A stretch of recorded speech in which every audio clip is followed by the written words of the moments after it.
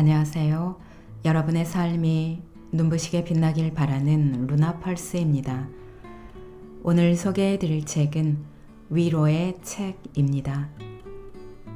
매트 헤이그 지음, 정지현 옮김, 펴낸 곳은 비즈니스 북스입니다. 지은이 매트 헤이그는 영국 요크셔 출신의 동화 작가 겸 소설가입니다. 2020년에 출간한 미드나잇 라이브러리는 뉴욕타임스 베스트셀러, 영국 아마존 종합 베스트셀러, 독일 슈피겔 38주 연속 베스트셀러가 되며 전 세계적으로 약 300만 부 판매되었다고 합니다. 이 책은 지금까지 무수히 많은 심리적 시련을 겪을 때마다 그에게 힘이 되어준 말들과 자신과 같은 상황을 겪고 있는 사람들을 위로하는 진솔한 이야기들을 담은 책입니다. 매트 헤이그는 20대 초반 심각한 우울증과 불안 장애를 앓았으나 글쓰기를 통해 극복했는데요. 이번 책을 나를 가라앉지 않게 해준 생각들이 담긴 구명보트라고 비유했습니다. 그래서 이 책에 힐링과 위로의 말로 독자들에게 삶에 대한 긍정적인 태도와 자기 다짐 등 내면에 집중하게 해주는 메시지를 담았습니다. 책은 4부로 구성이 되어 있습니다. 1. 살아있는 것, 그걸로 충분해. 2. 흘러가는 대로 둬도 괜찮다. 3. 완벽하지 않아도 나무는 나무. 4. 어제를 후회하지도 내일을 겁내지도 않기를 입니다. 그럼 책의 내용 중에서 일부 소개해 드리겠습니다. 이 책을 읽는 여러분이 평온하기를 바랍니다.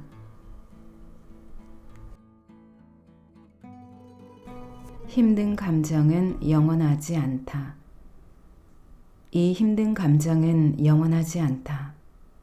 당신은 다른 감정도 느낀 적이 있고 앞으로도 다른 감정을 느낄 것이다. 감정은 날씨와 같아서 계속 변한다.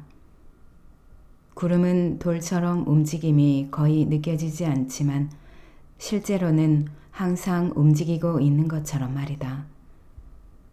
모든 경험 중 가장 나쁜 경험은 더 이상 견딜 수 없을 것만 같은 순간이다.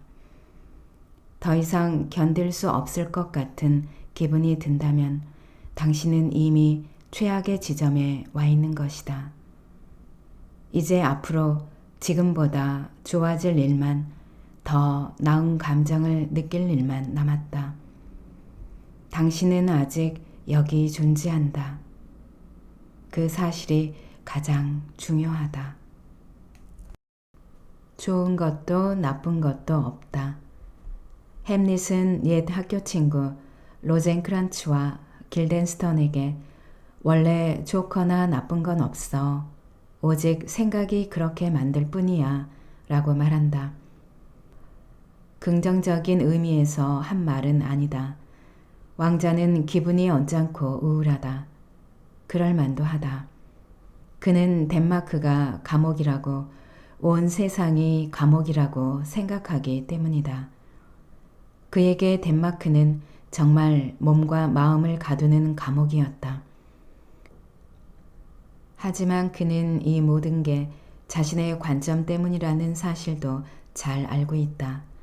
세상과 덴마크가 본질적으로 나쁜 게 아니다. 그의 관점에서 봤을 때 나쁜 것이다.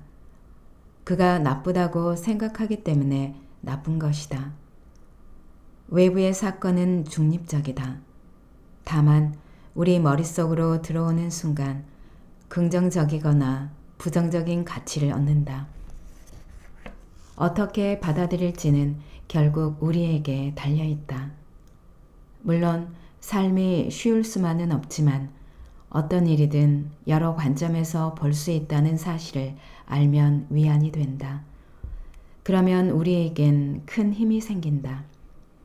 내 맘대로 되지 않는 세상에 속절없이 휘둘리는 것이 아니라 자신의 노력과 결단력으로 얼마든지 마음을 변화시키고 확장시킬 수 있기 때문이다. 우리의 마음은 감옥을 만들 수도 있지만 우리에게 열쇠를 줄 수도 있다. 비가 그칠 때까지 항상 긍정적이지 않아도 된다. 두려움, 슬픔, 분노가 느껴진다고 죄책감을 느끼지 마라. 비더러 멈추라고 한다고 비가 멈추는 건 아니다. 온몸이 흠뻑 젖을 정도로 그냥 쏟아지게 놔둬야 할 때도 있다. 비는 영원히 내리지 않는다. 아무리 흠뻑 젖어도 당신과 비는 엄연히 다른 존재다. 머릿속의 나쁜 감정은 당신이 아니다. 당신은 폭풍우를 경험하는 사람이다. 비바람에 쓰러질 수도 있지만 다시 일어설 것이다. 이 비가 그칠 때까지 버티며 기다려라. 완벽하지 않아도 나무는 나무. 완벽은 이 세상의 것이 아니다. 고대 그리스의 플라톤은 사물의 이상적인 형태를 생각하는 것이 중요하다고 이야기했다. 이상적인 사랑, 이상적인 사회, 이상적인 정부, 이상적인 모양.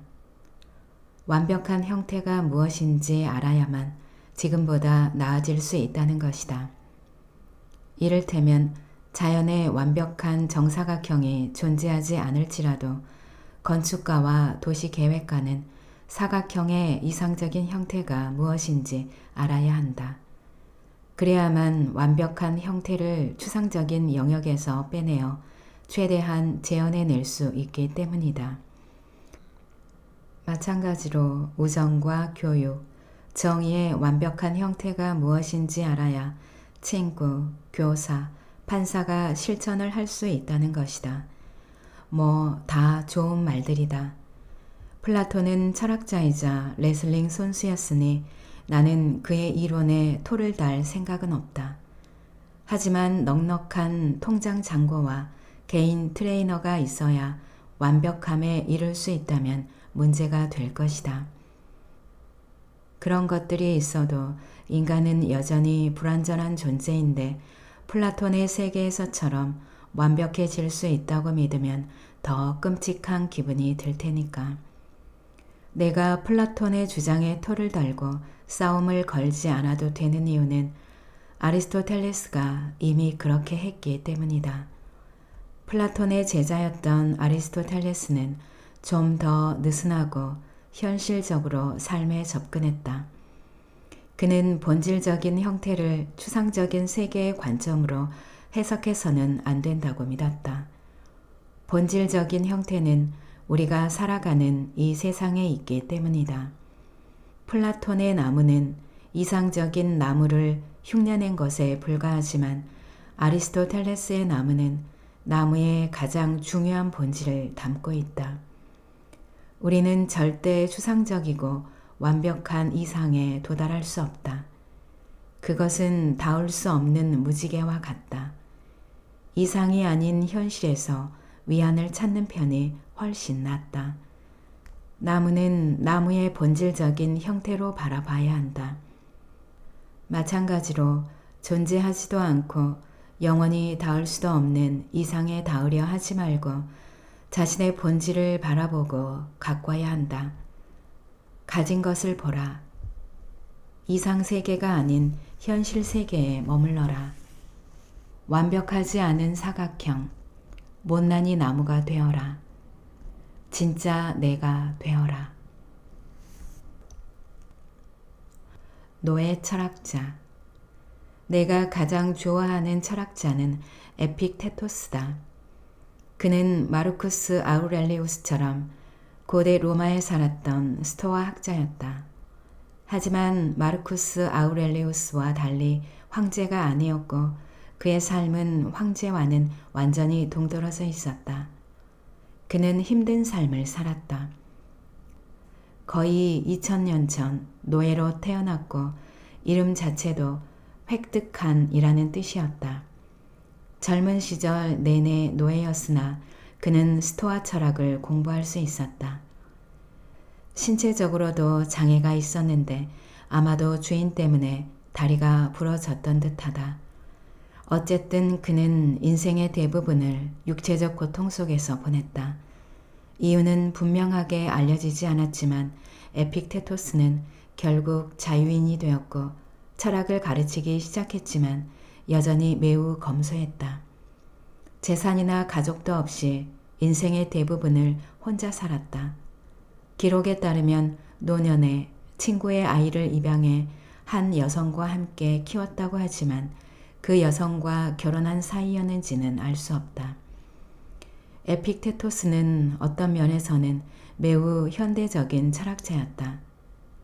무슨 일이 일어나는지가 아니라 어떻게 반응하느냐가 중요하다라는 말이 그의 세계관을 잘 요약해 준다. 그의 철학은 전쟁 포로부터 우울증을 겪는 사람까지 힘든 상황에 놓인 사람들에게 큰 도움이 되었다. 인지행동치료의 창시자 중 한 명인 심리학자 엘버트 앨리스의 치료법은 에픽테토스의 이 말에 영향을 받았다. 사물 자체가 아니라 사물을 바라보는 자신의 마음이 장애물이다.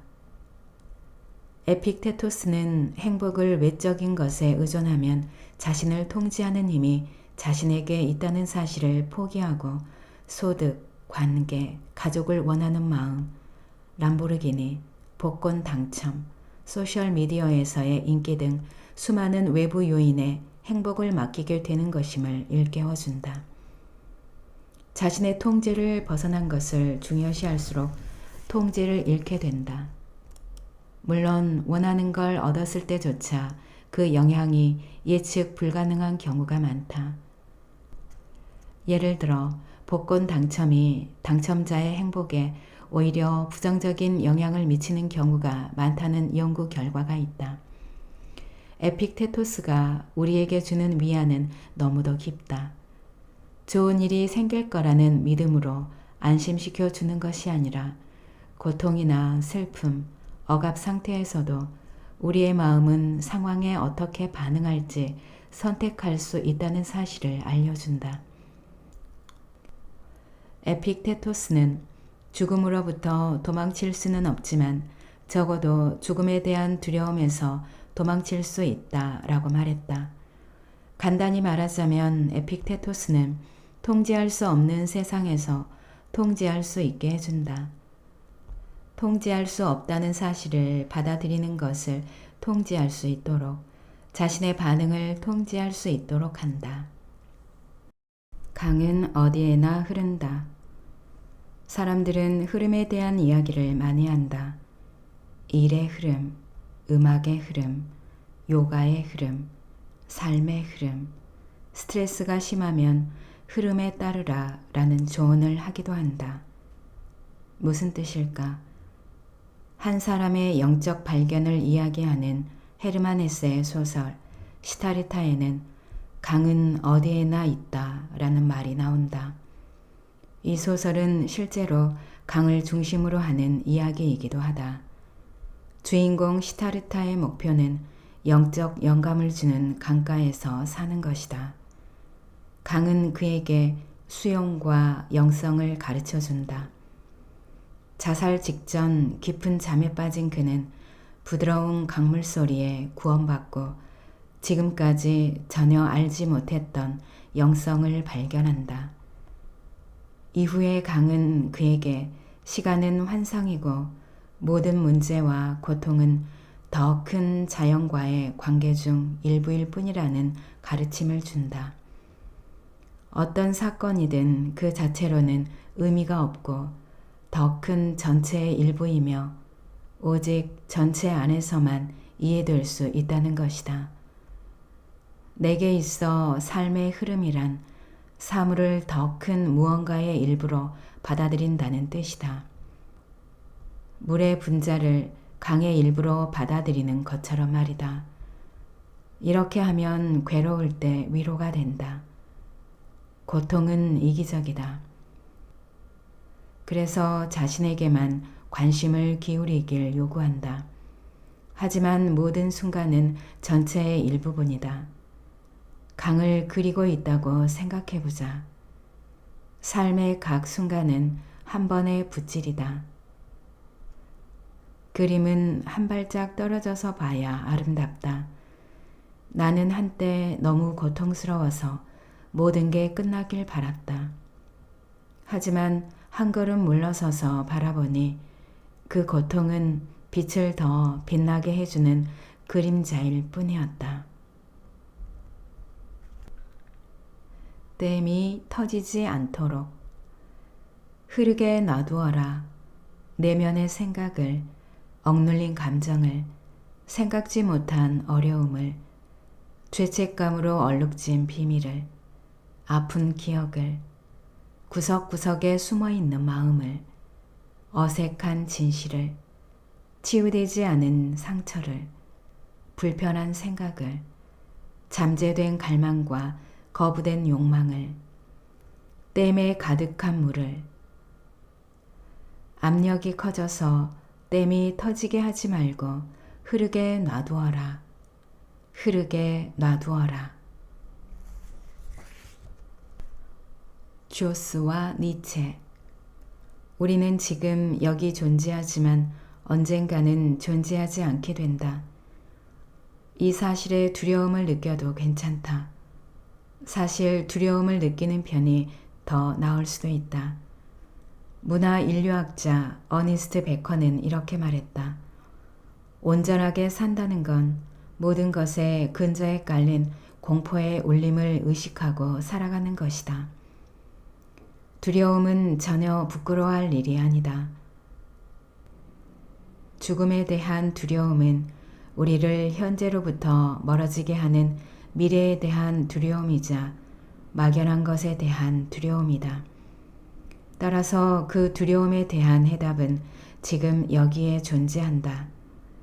내가 신경쇠약의 구렁텅이에 빠졌을 때 삶의 공포와 죽음의 공포는 똑같이 컸다. 삶이 주는 고통이 무서웠고 모든 게 끝나버리는 죽음도 무서웠다. 모순처럼 들리지만 자살 충동이 가장 컸을 때만큼 죽음이 두려웠던 적은 없었다. 이 두 가지는 본질적으로 서로 연관이 있는 것처럼 보였다. 정반대였지만 결국 똑같았다. 불확실함은 두려움을 부채질한다. 선택은 불확실함의 고통을 제어할 수 있는 무언가로 바꾸어준다. 정말이지 바보 같지만 내가 죽고 싶었던 이유는 죽고 싶지 않았기 때문이었다. 모든 두려움이 마찬가지지만 죽음에 대한 두려움은 입 밖으로 꺼내 눈에 보이게 하지 않으면 더욱더 심해진다. 두려움은 눈에 보이지 않으면 더 강해진다. 영화 듀오스 때문에 사람들은 백상아리를 두려워한다. 하지만 이 여름 블록버스터 영화는 시작한 지 1시간 21분이 지나서야 절반이 한참 지나서야 그 무서운 상어를 제대로 보여준다. 사실은 시시할 정도로 현실적인 이유에서인데 당시 기계 상어를 제대로 조작하기가 쉽지 않았기 때문이다. 어쨌든 핵심은 이거다. 상어가 눈에 보이지 않아서 더 무섭다는 것. 죽음도 마찬가지다. 죽음은 섹스보다도 더 사람들이 이야기하기 불편해하는 주제이다. 특히 현대 서양 문화권에 속한 사람들에게는 더더욱 그렇다. 하지만 사람들의 가장 깊은 관심사의 토대를 이루는 것도 죽음이다. 죽음은 삶의 일부이다. 죽음은 삶을 정의한다. 우리가 살아가는 시간, 옆에 있는 사람들과의 관계를 더 소중하게 만들어준다. 노래만큼이나 노래가 끝난 후의 정막도 중요하다. 니체는 말했다. 선율의 끝이 선율의 목표는 아니다. 하지만 선율이 그 끝에 도달하지 못하면 그 목표에도 도달할 수 없다. 물속으로 뛰어들기. 우리는 있어야 할 곳에 있다. 우리는 과거에서 살지 않는다. 과거도 미래도 없다. 1년의 현재만 있을 뿐. 현재가 계속 이어진다. 현재에 머무르는 법을 가르쳐주는 명상법과 온라인 웹사이트가 넘쳐나지만 사실 우리는 이미 이것을 하고 있다. 우리는 현재를 살아간다. 에밀리 디킨스는 영원은 현재로 이루어진다 라고 말했다. 굳이 노력하지 않아도 우리는 현재에 머문다. 우리가 아직 오지 않은 미래를 상상하거나 과거를 애도할 때도 우리는 현재를 산다. 기억하거나 꿈꾸는 일은 오직 현재의 도구를 이용해서만 가능하기 때문이다. 우리에겐 오늘만 존재한다. 어제도 내일도 오늘이다. 현재를 살아가는 건 물론 다른 것도 의미한다. 걱정에서 벗어나 현재를 즐기는 것, 앞으로 무슨 일이 생길까 초조해하거나 엄지가 아프도록 인스타그램을 스크롤하지 않고 이 순간을 살아가는 것 말이다. 헨리 데이비드 소로의 말처럼 모든 파도에 뛰어들어 모든 순간 속에서 영원을 찾는 것이다. 솔직히 좀 피곤할 것 같기도 하고 어쩌면 비현실적일 수도 있다. 전혀 눈에 띄지 않는 지극히 평범한 순간도 있을 것이다. 매 순간을 심오하게 살아야 한다는 압박감은 오히려 실패할지도 모른다는 부담만 보탤 수도 있다. 아이러니하게도 내 경험상 모든 순간 속에서 영혼을 발견하는 것과 가장 가까웠던 경험은 자살 충동이 들 만큼 우울증이 심했을 때였다. 현재에 머무르고 있다는 사실이 괴로울 정도로 선명하게 느껴졌다. 모든 순간이 영원처럼 느껴졌다. 시간의 파도로 뛰어들 때마다 익사할 것만 같았다. 물에 잠겨서 숨을 쉴 수가 없었다. 그 순간에서 나갈 수 있다면, 그 순간을 의식하지 않을 수 있다면, 현재에 머무르지 않고 완전히 무신경할 수 있다면 무슨 짓이든 할 수 있을 것 같았다. 더 나은 미래로 달려가거나 과거로 도망치거나. 그래서 내가 생각하기에는 현재에 머무르는 것만으로는 충분하지 않다. 나를 포함한 많은 사람들에게는 자신이 완전주의자라는 사실이 현재를 즐기지 못하게 하는 장벽이다. 끝나지 않은 일들이 너무 많아서 좀처럼 가만히 앉아 그냥 존재하지 못한다. 답장 없는 이메일, 미납 청구서, 달성되지 않은 목표, 할 일이 이렇게나 많은데 어떻게 그냥 가만히 존재하고만 있을 수 있을까? 성취하기 가장 어려운 꿈은 이루지 못해도 고통스러워하지 않는 꿈이다. 성취하지 못한 것을 인간의 자연스러운 상태로 받아들이는 것, 불완전 속에서 완전해지는 것, 기억과 야망의 속박에서 벗어나는 것, 다른 사람 또는 가상의 자아와 비교하지 않는 것, 아무런 목적 없이 자유롭게 순간을 그저 맞이하는 것이다. 늑대처럼 울기. 울면 스트레스 호르몬이 분비된다. 욕하면 고통에 대한 내성이 커진다. 분노는 행동할 이유를 준다. 모든 감정을 온전히 느껴라. 침묵과 미소가 고통에 반응하는 유일한 방법은 아니다. 때로는 늑대처럼 울부짖는 것도 좋다. 고통은 참는 게 아니다. 실수로 다리에 불이 붙은 적이 있다. 16살이던 해의 마지막 날이었는데 마지막 날엔 늘 그랬듯이 애플 사이다를 잔뜩 마셨다. 친구네 집에서 자고 오기로 했고 마당에서 파티를 했다. 노팅엄셔의 겨울이 그렇듯 추운 밤이라 마당에 불이 피워져 있었다. 어쨌든 내가 너무 불 가까이 있었던 건 분명하다. 사람들이 내 다리를 가리키며 마구 소리쳐서 아래를 내려다보니 청바지가 타고 있었다. 친구들까지 합세해 얼른 다리를 두드려 불을 껐다. 하지만 다리의 통증이 너무 심했다. 친구네 집 안으로 들어가 다리를 살폈다. 왼쪽 허벅지 3분의 1이 보라색으로 변한 채 진물이 흘렀다. 징그러웠다. 괜찮은 거야? 사람들이 물었다. 도대체 왜 그랬는지 모르겠지만 아마도 10대의 창피함과 자의식이 고통보다 컸기 때문인지 구급차를 불러주겠다는 제안을 거절했다. 하지만 고통이 너무 심해 잠도 오지 않았고 온 신경이 집중돼 참을 수 없었다. 그래서 친구 집에서 10km나 되는 길을 걸어 집으로 갔다. 기차 선로를 따라 절뚝거리며 걸었다. 애플 사이다의 취기가 사라지자 고통이 극심했다. 혼미해질 정도로 고통스러웠다.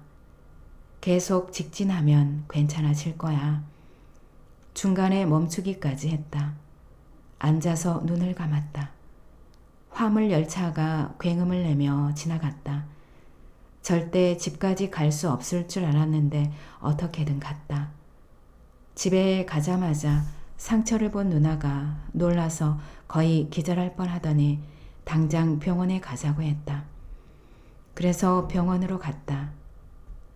병원에 가서 상처를 치료했다. 고통스러울 땐 절대 참아서는 안 돼. 의사가 말했다. 고통은 당장 조치해야 한다. 없는 척 한다고 절대 사라지지 않으니까.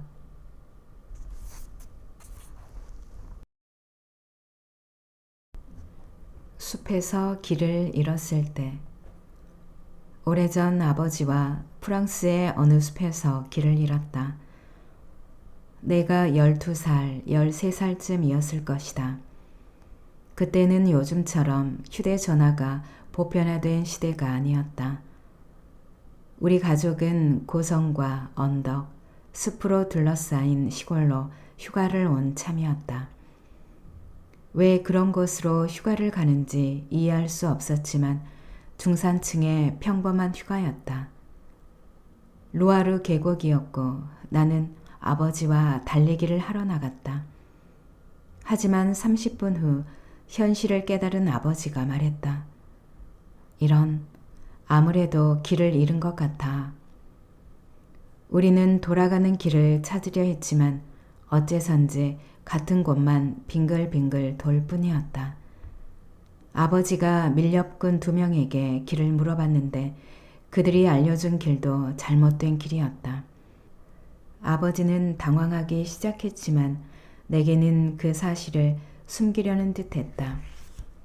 어머니는 우리 걱정에 잔뜩 겁에 질려 있을 게 뻔했다. 갑자기 학교에서 배운 광야에서 죽었다는 성경 속 이스라엘인들의 이야기가 떠오르면서 우리도 그런 운명을 맞이하게 되리라는 생각이 들었다. 그때 아버지가 말했다. 똑바로 계속하면 여기서 벗어날 수 있을 거야. 아버지의 말이 맞았다. 결국 우리는 자동차 소리가 들리는 큰 길에 도착했다. 처음 출발했던 마을에서 20km나 떨어진 곳이었지만 적어도 이젠 표지판이 보였다. 나무만 그득한 숲에서 벗어났다. 나는 지금도 실제로 길을 잃었거나 마음이 길을 잃고 헤맬 때 종종 이 방법을 떠올린다. 신경쇠약에 걸렸을 때도, 우울증으로 공황 발작이 일어났을 때도, 두려움으로 심장이 빠르게 뛰고 내가 누구인지도 모르겠고 어떻게 살아야 할지 알 수 없을 때마다 아버지의 말을 떠올렸다. 멈추지 않고 계속 직진하면 여기서 나갈 수 있을 거야. 한 발을 다른 발 앞으로 내디뎌 같은 방향으로 걸어 나가면 달리면서 빙빙 돌기만 하는 것보다 더 빨리 갈 수 있다. 앞으로 계속 걸어가겠다는 의지가 중요하다. 있는 그대로 괜찮다. 괜찮다. 무너져도 괜찮다. 상처받아도 괜찮다. 엉망진창이 되어도 괜찮다. 이 빠진 찻잔이 되어도 괜찮다. 사연 있는 멋진 사람이라는 뜻이니까.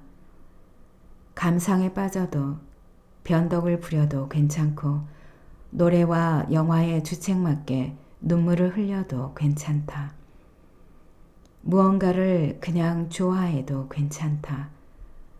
멋지거나 똑똑하거나 인기 있어서가 아니라 그냥 내 마음에 든다는 이유만으로 좋아해도 괜찮다. 가끔은 사람들이 먼저 다가오게 가만히 있어도 괜찮다.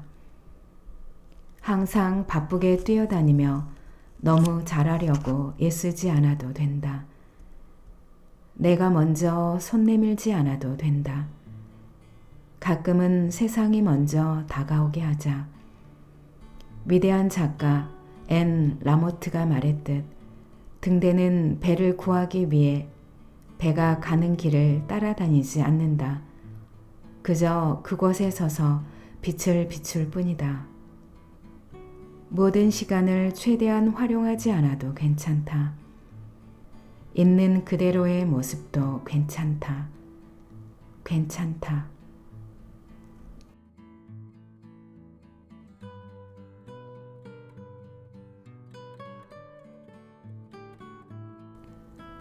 오늘 영상은 여기까지입니다. 여러분의 구독과 좋아요, 알림 설정은 저에게 큰 힘이 되는 거 아시죠? 오늘도 끝까지 들어주셔서 감사합니다.